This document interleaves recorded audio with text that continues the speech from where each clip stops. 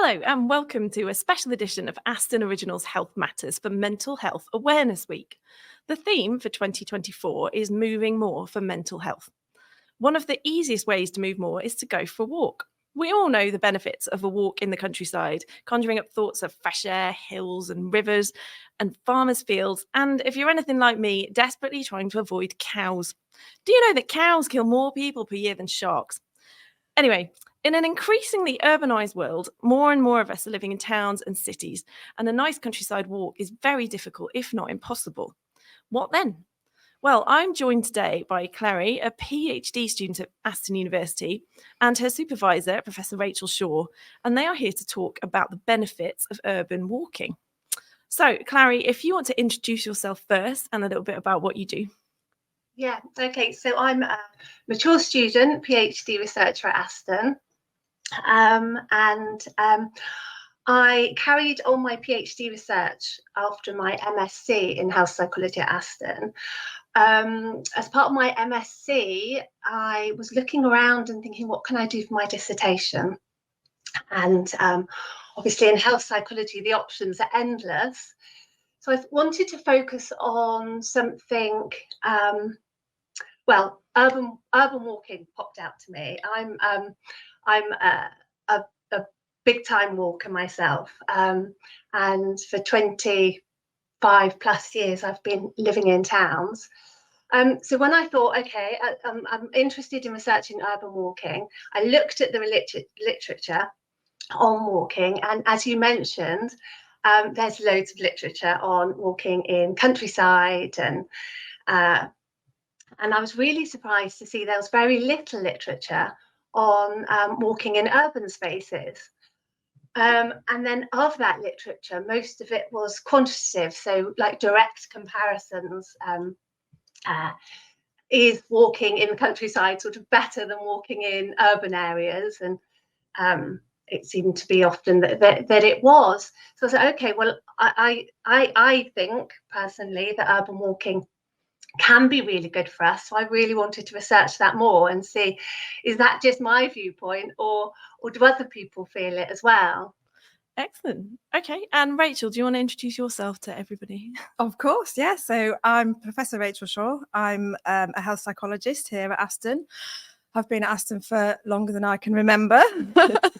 I was invited onto Clary's supervisory team by Dr. Gemma Heath, who's her principal supervisor, also a health psychologist here at Aston. Great. So, Clary, you mentioned urban walking and that it started with your master's, your MSc. So can you tell us a little bit more about what your MSc covered? Yeah, so I decided, first of all, I decided to take the qualitative route. So instead of like looking at stats, like, I don't know, 80% of something, I wanted to find out why. So I wanted to find out why people would experience urban walking to be good. Not just is it, but why? What is it about it? What is it about urban walking that can be good? So I set about to do a qualitative research topic. I recruited. Am I going too much detail about my? It might be good to explain just a little bit more about the difference between qualitative and quantitative, because I know what it is, and I'm sure Rachel knows what it is, but somebody else might not.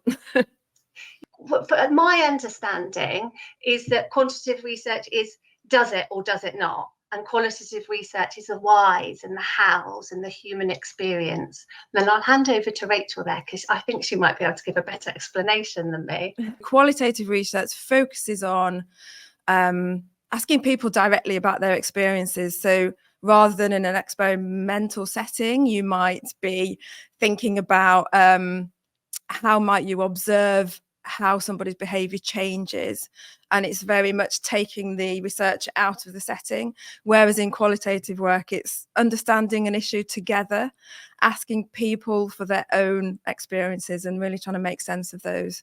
So yeah, that's what I would add. I think as well, what I found, and obviously I'm new to research, but what I found with my MSc, which was a qualitative research project, is that people were telling me about their stories. You know, people were really telling me about their experiences and their stories. And I find that that can really, it touches you, it touches your heart when somebody's actually opening up about their lived experience. I feel that stories has a way that is relatable and kind of humanizes the experience. We can almost like imagine ourselves in that situation or in that experience as well. I think they're very relatable, people's stories. Yeah, it's a good way of connecting people, isn't it? Because, you know, if someone tells you a story, then you can link to it yourself and go, well, actually, I've had a similar experience, or I've had the opposite experience. And it is a good way to get behind it a bit, I think. So your PhD now, what is that covering? What exactly are you covering in that? Well, that's an extension. So that's an extension of my master's research. So again, it's purely qualitative. And it's looking at how urban walking affects our well-being. I think I realised with the research for my master's that there was so much more. You know, there was so much more. Like in the interviews I had, I couldn't incorporate everything, and there were so many more things that I wanted to explore, like people's experience it being. One thing that came, so I digress slightly to my master's, but things that came up, I was really surprised. Like one of my participants said that walking, she called her urban walking, her prescription. So she says it's something that she needs to do every day for her well-being. And a big part of that was walking and connecting with her community. So she'd walk like past the flower stand, for example, and the person at the flower stand, because she walked past every day, would nod to her. And she called it her prescription. I kind of realised what a pillar to her well-being it was. And a surprise finding was one participant walked entirely to play Pokemon. Okay. Because his connection, interesting. His connection. So he didn't feel he knew walking was good for him, and he really struggled to get himself motivated to walk. I think he was a tech guy, a programmer or something. And what got him walking was playing Pokemon, and obviously being in an urban area facilitates that. And he would say that he would walk that extra, 15 minutes or something, because he'd want to get those points to progress in the game. Excuse me, I'm not really very good with Pokemon, so I'm not entirely sure exactly how you progress, but he would walk more because he would want to progress. So my PhD, again, it's going to be, I'm at the early stages, so I'm in my first year, and I'm doing it part-time, kind of around work as well. So really looking forward to having the opportunity to explore maybe some longitudinal studies, which is where maybe I can connect with my participants over a longer period of time, and that will give me like a more of a movie insight to their walking experience. So often qualitative research might be like interviews, or you might interview somebody for that moment in time, which gives a wonderful snapshot, like a photo of somebody's experience. But longitudinal, I'm hoping, would give more of a movie kind of experience. So I'm in the early stages of designing my studies and doing a systematic review, is where I literally review all the literature on the topic. So what's been there already, so you get a real understanding of what's out there. Oh, wow. So Rachel, you're supervising here, obviously. Now, your own research has also shown the benefits of walking and moving for mental health. Can you explain a little bit about that? Yeah, so my work's in a completely different field, really. But so I've been investigating healthcare professionals' well-being in the workplace, focusing on paediatric critical care. one of the things that we did was to really explore with critical care staff what wellbeing means to them. And many of them spoke about the importance of being outside. Actually, they focused on nature, which is interesting. And I think because they work in a city centre hospital, getting away from that city centre environment is really important to them in terms of their, lifestyle wellbeing outside of work.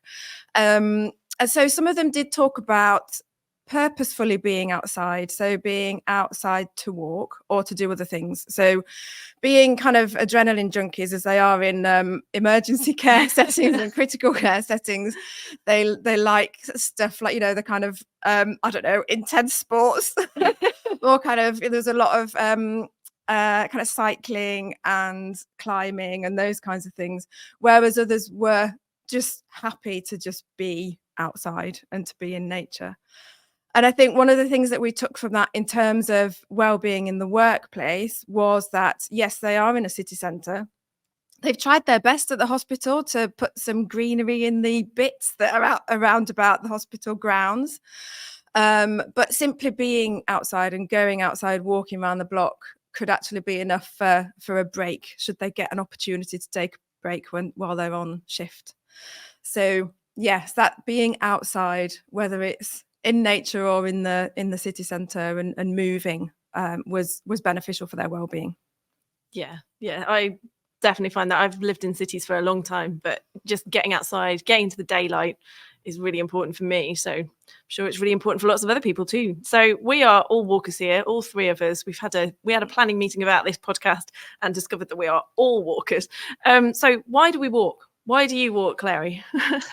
Well, I think that, I walk because it's a part of my daily routine. It's an absolute pillar to my well-being. I feel the need. I really feel the need to get out and walk, whether it's, as Rachel was saying, just walking around the block in my lunch hour to just get away from screens and move my body, breathing some fresh air, and see the world around me as well.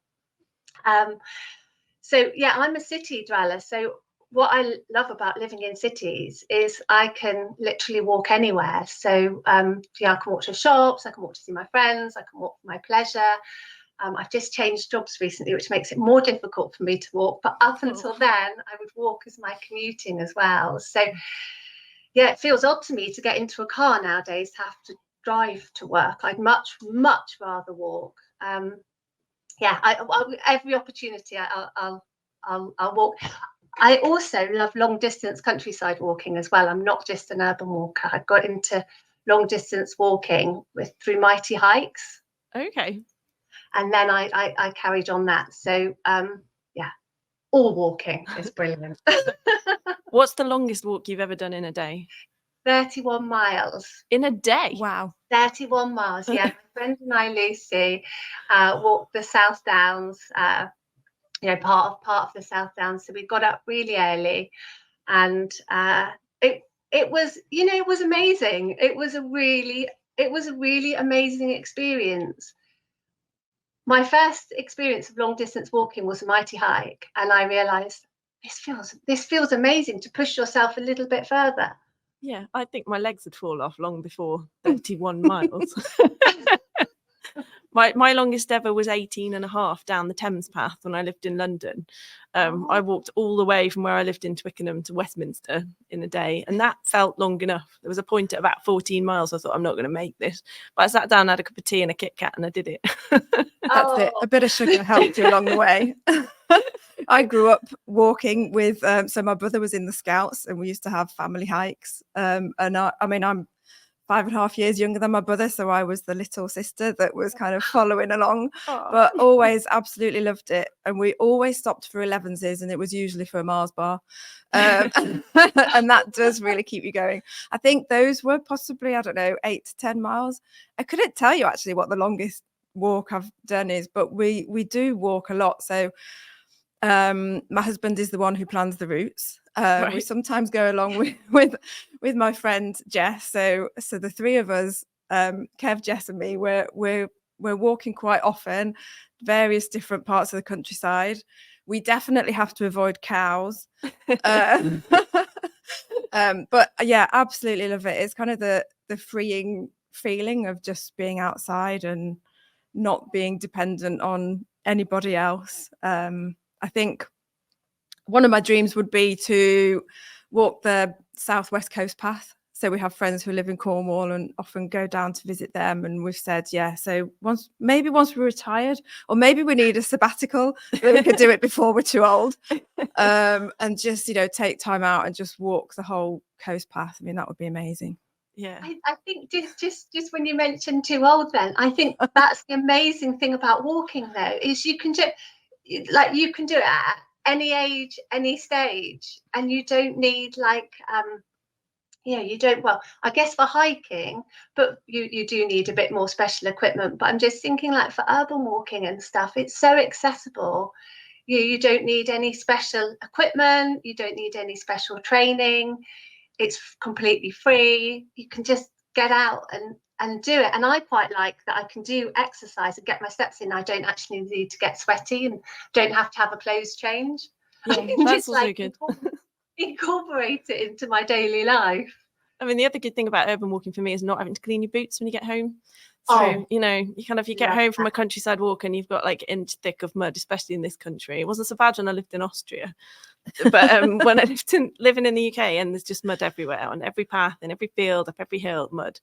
But yeah, all the urban walking, I don't get that. So, walking, I do a lot of walks down the canals in Birmingham, kind of go out and find the little bits of nature. So if there's birds on the canals, even in the city centre, you get ducks and geese and moorhens and coots and heron even, I see, just literally, 5 minutes from my front door. So there's all these little things with, trees and nature and finding parks and things. There's lots of little bits of nature within the city centre, even in Birmingham, that you can find. Yeah, absolutely. There are even goldfinches on campus. I've seen them with my own eyes. I said old eyes then.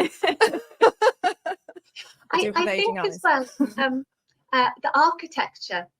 Remember, one of my participants in my MSc talked about, in fact, a couple of them talked about nature was a big thing, searching out urban nature, but also architecture was a real thing. Graffiti was another thing.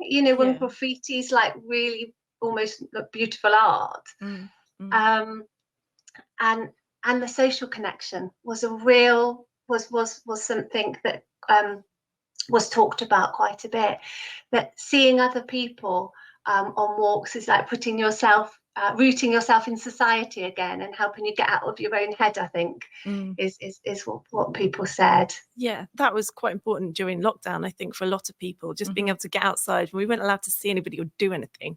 Even just getting outside and walking around the block and being able to wave at your neighbours was nice, Yeah, absolutely. And actually, so I'm quite lucky. I live in a town centre, but I'm on the edge of the countryside, so I can do a mixture of urban and rural walking on the same walk. But especially in the winter in lockdown, going around the urban parks, we saw the same people, or I saw, that was me by myself, we would see each other every single morning doing the same walk. And quite a lot of those people are still doing that walk. It's quite interesting to see how those habits have been maintained. And really nice to just see people out and enjoying the parks. Yeah, definitely. That is definitely good. So if you had to sum up like the best thing about urban walking in particular, what would you say it was? Oh, I think the accessibility, the accessibility. You can do it, as I say, you can do it anytime, anywhere. Anywhere. We're talking about urban walking, but yeah, the complete accessibility of it, I think. And going back to one of my participants calling it her prescription, I really do believe that walking is just, I personally find it a magic tonic. I think it's like, you can feel really stressed and then you can have a walk, and I feel that really helps me. Or I can feel really good and have a walk, and I think it will still help me. So wherever the mood spectrum is, I think walking can benefit. So a magic accessible tonic is how I would describe it. I definitely agree. It fixes everything. I used to go when I got writer's block, go for a walk around the block or whatever, and it's a magical prescription for that as well. Obviously, I do a lot of writing for a living, so that's quite important. Yeah, absolutely. It's good for playing around with problems as well, isn't it? And challenges, and just trying to think, or even trying to not think. So just taking a walk and trying to not think about the thing that you're grappling with, so that you come back and somehow it's there. You get your vision comes back and you can carry on. But yeah, I think one thing that I like about walking is it's just always, urban walking in particular, it's always a discovery. There's always something else. And I think particularly, traveling, going to different cities, you discover so much about a place just by walking around it. So yeah, I just love it. Yeah. Well, me too. Do either of you have anything else to add before we wrap up here? I don't know if I do. I think Clary's picked a fantastic topic for her PhD, and it will definitely bring up some novel findings. The literature is quite sparse, and I think, in terms of understanding the quality of urban walking, that experiential quality, the lived experience, is going to be really, really beneficial, and I think help us help others to see what those benefits for their mental health and physical health might be. Yeah. So I'm really looking forward to her findings. Yeah, definitely keep us posted, because there's so much about countryside walking and all the benefits of green and the green hills and whatever. But actually, we all personally have had felt the benefit of urban walking. So it'd be good to see what you eventually conclude about the benefits of it, and hopefully we can promote that a bit more as well. Brilliant. Yeah, I can't wait to get out there and start talking to participants and actually really start finding out people's experiences. And yeah, I'm really excited about this research. Brilliant. Well, thank you for joining me today, both of you. It's been really good. And all of you who are watching or listening, thank you for joining us. We hope we've inspired you to get walking wherever you are.